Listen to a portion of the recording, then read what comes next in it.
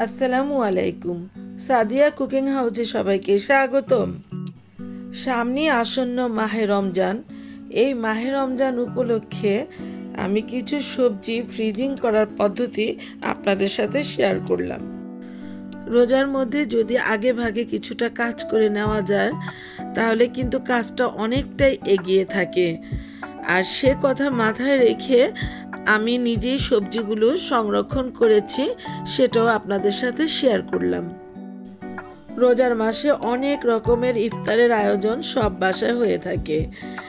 এইরকম যদি হাতের নাগালে সব কিছু রেডি পাওয়া যায় তাহলে কিন্তু ইফতারটা তৈরি করতে সময়ও কম লাগে। আজকে আমি এখানে কাঁচামরিচ, ক্যাপসিকাম, গাজর, পেঁয়াজ এবং টমেটো এইগুলো সংরক্ষণ করেছি। আর আমি কিভাবে সংরক্ষণ করলাম সেটাই আপনাদের সাথে শেয়ার করেছি। এই সংরক্ষণ পদ্ধতিটা সব আপুরাই কম বেশি জানেন, তারপরও আমি আমার সংরক্ষণ পদ্ধতিটা আপনাদের সাথে শেয়ার করলাম। এখানে 1 কেজি গাজর নিয়েছি। গাজরগুলোকে ধুয়ে পরিষ্কার করে এভাবে কুচি করে নিয়েছি। এইবার এই গাজর কুচিগুলোকে একটু ফ্যানের নিচে ছড়িয়ে রাখবো। এর ভিতর থেকে মোটামুটি পানিটা ঝরে গেলেই আমি একটা এয়ারটাইট বক্সে রেখে দিব।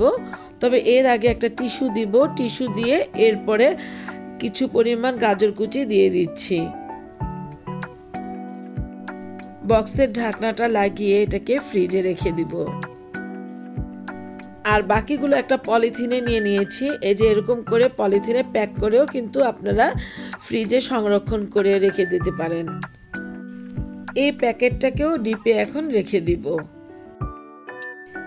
এরপর নিয়ে নিলাম টমেটো। এখানে 3 কেজি টমেটো আছে। টমেটোগুলোকে সিঙ্কেই ঢেলে নিলাম। তারপর টমেটোর উপরের অংশগুলোকে এভাবে বোটাটা ছাড়িয়ে নিচ্ছি। এই বোটাটা কিন্তু ছাড়িয়ে নিতে হবে। সবগুলো বোটা ছাড়ানো হয়ে গেলে এবার এগুলোকে ভালো করে ওয়াশ করে নিচ্ছি। প্রতিটা টমেটো খুব ভালোভাবে ওয়াশ করে নিতে হবে, কারণ আশেপাশে খুব ধুলাবালু এর উপরে পড়ে যখন এগুলো খোলা জায়গায় বিক্রি করা হয়, কাজে খুব ভালোভাবে পরিষ্কার করে নিতে হবে। আমার টমেটোগুলো পরিষ্কার করা হয়ে গেল। এবার এগুলোকে তুলে নিচ্ছি। একটা সুতি কাপড়ের উপর এই টমেটোগুলোকে ছড়িয়ে দিচ্ছি। টমেটোর ভিতরে যে পানিগুলো আছে সেগুলো একটা টিস্যু দিয়ে এভাবে মুছে নিচ্ছি। মিনিট 10 মতো বাতাসে খোলা অবস্থায় রেখে দিব। 10 মিনিট পর ফিরে আসলাম। এই যে টমেটোগুলোকে এভাবে 4 পিস করে কেটে নিচ্ছি। টমেটোর মাথার উপরের যে অংশটা আছে সেটাকেও ছুরি দিয়ে এভাবে কেটে নিতে হবে। এই তো আমার টমেটোগুলো কিন্তু কাটা হয়ে গেল।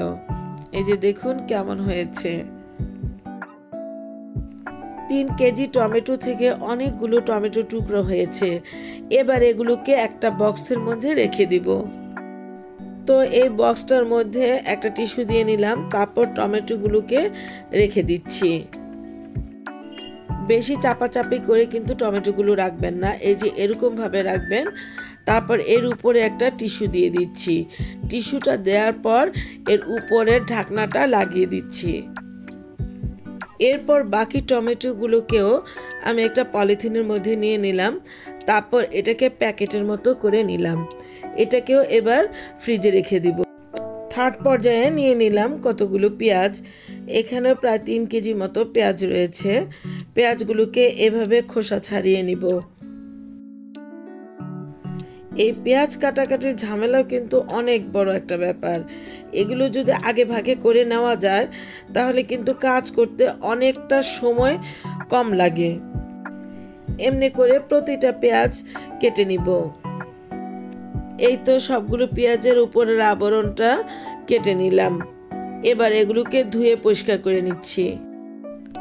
পেঁয়াজগুলোকে আমি 2 ভাগে ভাগ করে নিব। কিছুটা পেঁয়াজ একটু বড় বড় টাইপের করে কাটবো, এই যে এরকম ভাবে। এই তো পেঁয়াজগুলো কাটা হয়ে গেল। এবার এই ভাগটাকে আমি ব্লেন্ড করে নিচ্ছি। ব্লেন্ডারের একটি জারে করে এগুলোকে ব্লেন্ড করব। এই তো ব্লেন্ড করা হয়ে গেল। এভাবে করে বাকি পেঁয়াজগুলো আমি ব্লেন্ড করে নিচ্ছি। তারপর একটা বক্সে রেখে দিচ্ছি। এই যে এরকমভাবে বক্সে এক এক করে রেখে দিচ্ছি। এই ভাগের পেঁয়াজগুলো সব ব্লেন্ড করা হয়ে গেল। এবার এতে ঢাকনা লাগিয়ে ডিপে সংরক্ষণ করে রেখে দিব। তারপর বাকি যে অর্ধেকটা পেঁয়াজ আছে ওগুলোকে আমি একদম কুচি কুচি করে কেটে নিচ্ছি। এই যে পেঁয়াজগুলো কুচি করে কেটে নিলাম, কুচিটা সম্পূর্ণ হয়ে গেল। এবার এগুলোকেও একটা এয়ারটাইট বক্সে রেখে দিব। ওই আগের মতো করে একটা টিস্যু দিব, তারপর এই পেঁয়াজ কুচিগুলো বক্সে রাখবো।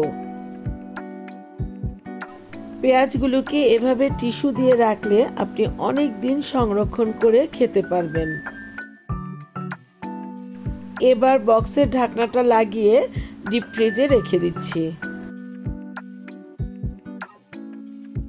তারপর এখানে নিয়ে নিলাম সবুজ রঙের ক্যাপসিকাম। এখানে 1 কেজি পরিমাণ ক্যাপসিকাম রয়েছে। এগুলোকে খুব ভালোভাবে ধুয়ে নিতে হবে।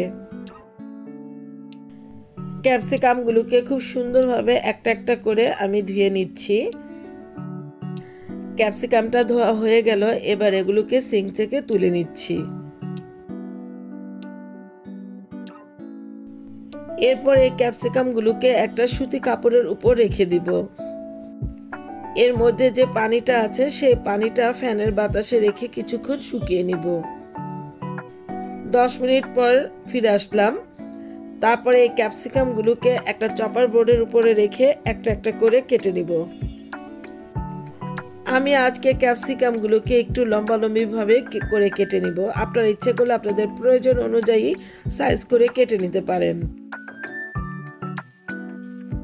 এই তো আমার সবগুলো ক্যাপসিকাম কাটা হয়ে গেল।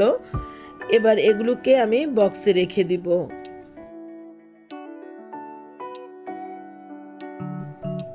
এমন একটা বক্স নিয়ে নিলাম, এখানে একটু টিস্যু নিয়ে নিলাম, তারপর এই ক্যাপসিকামগুলোকে রেখে দিচ্ছি। উপরেও আরেকটা টিস্যু দিয়ে দিলাম। বক্সের ঢাকনাটা লাগিয়ে এবার ফ্রিজে রেখে দিব। বাকি ক্যাপসিকামগুলো এই জিপার ব্যাগের মধ্যে নিয়ে নিলাম। জিপার ব্যাগের মুখটা লাগিয়ে এবার এগুলোকেও ফ্রিজের মধ্যে রেখে দিব।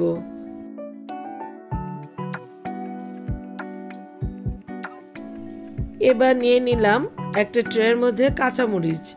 এখানে প্রায় 1 কেজির উপরে কাঁচামরিচ রয়েছে। এই মরিচের বুটোগুলো এবার ভেঙে নিচ্ছি। মরিচের বোটাগুলো খুব ভালোভাবে ভেঙে নিতে হবে এবং মরিচগুলো কিন্তু ভালোভাবে দেখতে হবে এখানে পোকা কাটা আছে কিনা বা নষ্ট মরিচ রয়েছে কিনা। মরিচগুলো বাছা হয়ে গেল। এবার এগুলোকে সিঙ্কে রেখে খুব সুন্দরভাবে ধুয়ে নিতে হবে। মরিচগুলো খুব ভালোভাবে ধুয়ে নিলাম। এবার এটাকে তুলে নিচ্ছি। আমি একটা টাওয়েল বিছিয়ে নিয়েছি, এর মধ্যে মরিচগুলোকে ছড়িয়ে রাখবো। মরিচের গায়ে যে পানিটা রয়েছে সেই পানিটা এর মধ্যে শুকিয়ে নিব। এই জন্য ফ্যানের বাতাসে মরিচগুলোকে শুকিয়ে নিচ্ছি। আধা ঘন্টার মতো ফ্যানের বাতাসে এগুলোকে শুকিয়ে নিব। আধা ঘন্টা পর ফিরে আসলাম। এবার একটা এয়ারটাইট বক্সে টিস্যু দিয়ে দিলাম। তারপর মরিচগুলোকে এক এক করে রেখে দিচ্ছি। খুব বেশি চাপাচাপি করে কোনো সবজি সংরক্ষণ করতে যাবেন না। এই তো এরকম হালকাভাবে করে নেবেন। এই যে টিস্যু দিয়ে বক্সের মুখটাকে ঢেকে দিলাম। বাকি মরিচগুলোকেও আরেকটা বক্সে নিয়ে নিচ্ছি। একইভাবে মরিচগুলোকে বক্সে রেখে ঢাকনা দিয়ে ঢেকে ফ্রিজে রেখে দিব।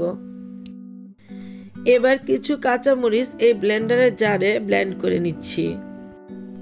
আমরা কিন্তু অনেক রেসিপি করার সময় কাঁচা মরিচ কিন্তু পেস্ট করে দেই। এত মরিচটা ব্লেন্ড করা হয়ে গেল। এবার একটা কাচের বাটিতে তুলে নিলাম। কাঁচা মরিচের পেস্টটাকেও এই বক্সটার মধ্যে রেখে দিব। মরিচের পেস্টটা কিন্তু অনেক সময় তরকারিতে দিলে তরকারির স্বাদটা কিন্তু খুব ভালো হয়। তো এর বক্সটা এবার লাগিয়ে ফ্রিজে রেখে দিচ্ছি। এই তো পরের দিন আমি আপনাদের দেখাচ্ছি কেমন হয়েছে। এই যে গাজরগুলো খুব সুন্দরভাবে সেট হয়ে গেছে। এই যে টমেটোটাও দেখেন, টমেটোটা কি সুন্দর রয়েছে। এভাবে করে কিন্তু টমেটো সংরক্ষণ করে আপনারা বছরের পর বছর খেতে পারেন। এই যে দেখুন আমার পেঁয়াজের কুচিগুলো, এগুলো খুব সুন্দর রয়েছে।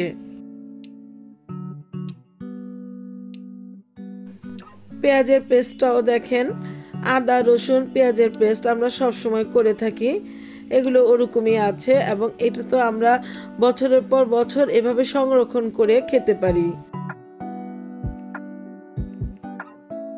ক্যাপসিকামটার ভিতরে কিন্তু বরফ জমে গেছে, তো এই ক্যাপসিকামটাও কিন্তু আমরা অনায়াসে মাস 6 খেতে পারবো।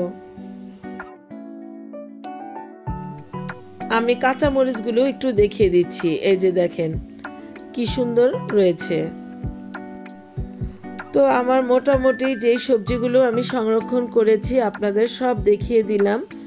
আমার এই প্রসেসটা যদি আপনারা অবলম্বন করেন তাহলে কিন্তু সবজি অনেক দিন ফ্রিজে রেখে আপনারা খেতে পারবেন।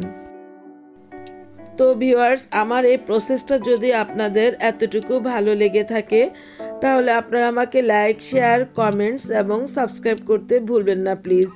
আর যারা আমাকে সাবস্ক্রাইব করেছেন তাদেরকে অসংখ্য অসংখ্য ধন্যবাদ। আবার হাজির হব অন্য কোনো সময়ে অন্য কোনো রেসিপি নিয়ে। আল্লাহ হাফেজ।